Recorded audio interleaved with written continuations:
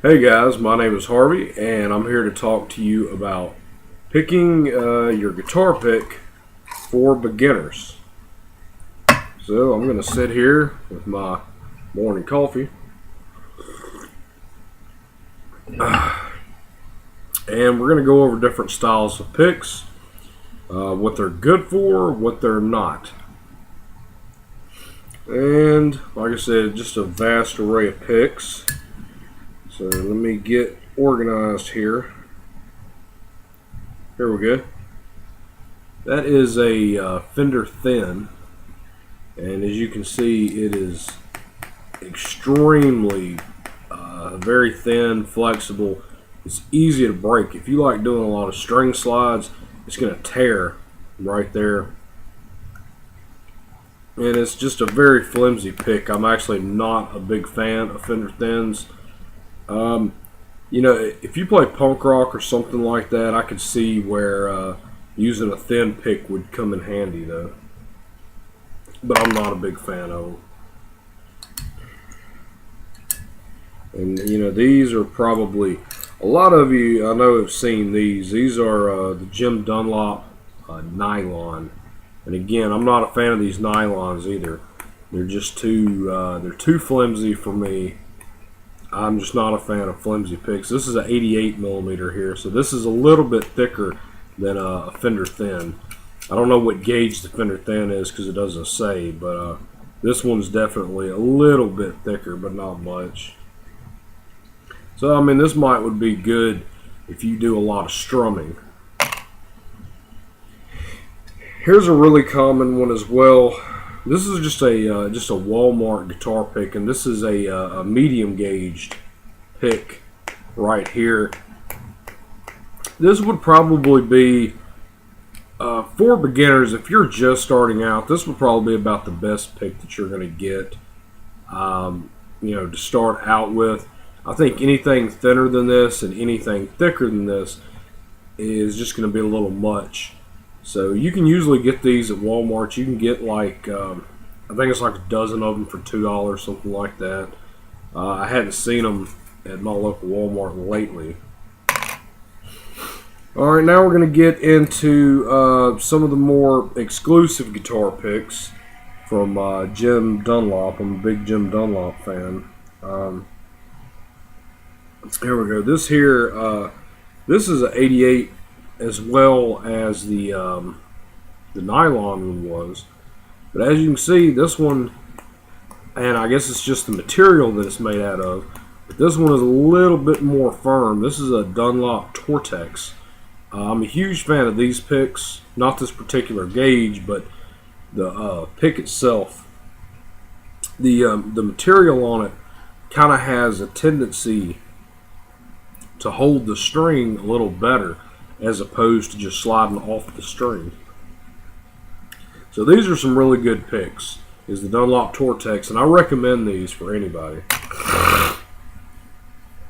This is another Tortex, and this is actually my favorite. This is the gauge that I use. This is a 1 millimeter.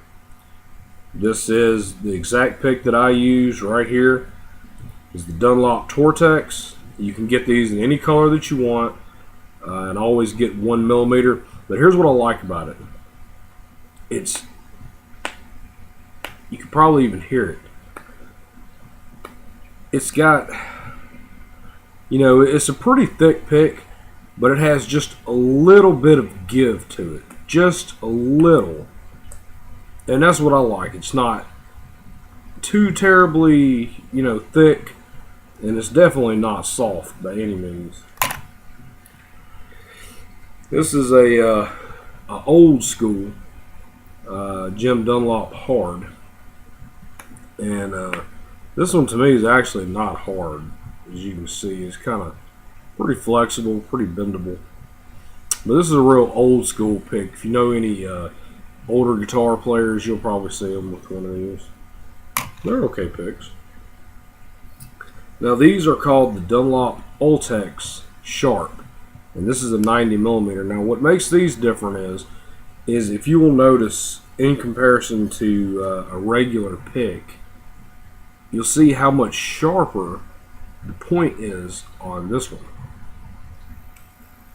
This one just has a lot sharper point on the end of it.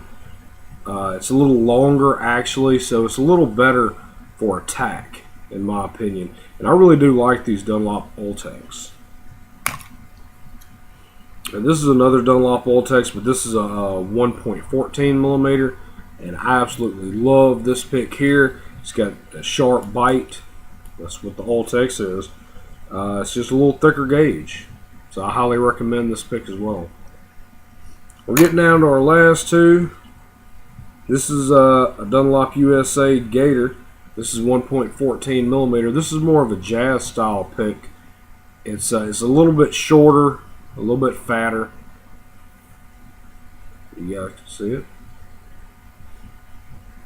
The only thing that I don't like about this is it has kind of a rounded edge right there, which for me personally just kind of has a tendency to want to slide off the string.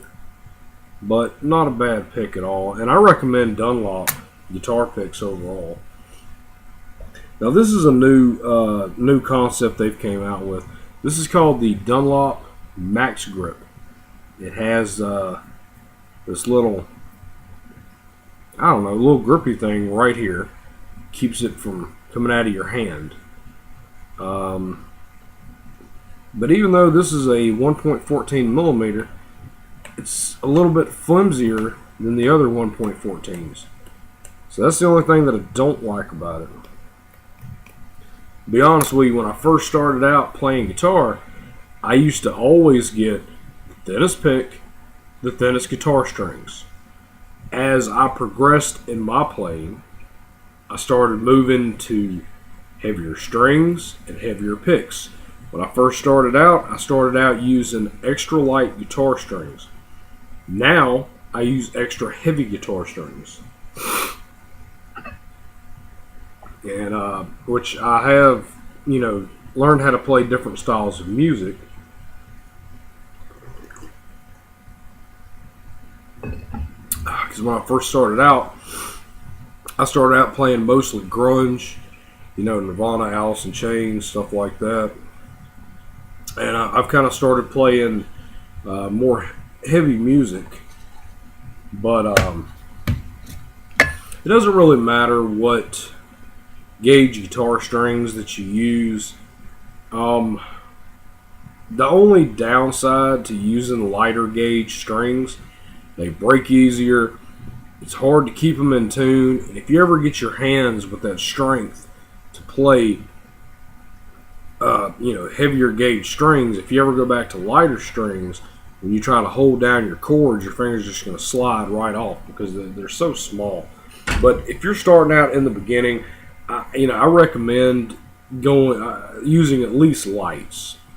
I don't know if I would necessarily say, recommend to use extra lights, but use some lights and use, I say a medium pick. That's going to help you out more than anything. But anyway, guys, I'm starting to ramble now, so thanks for watching. So this is a demonstration for beginners on how to pick a guitar pick. Have a good day. For all my UK viewers, top of the morning to you. Later.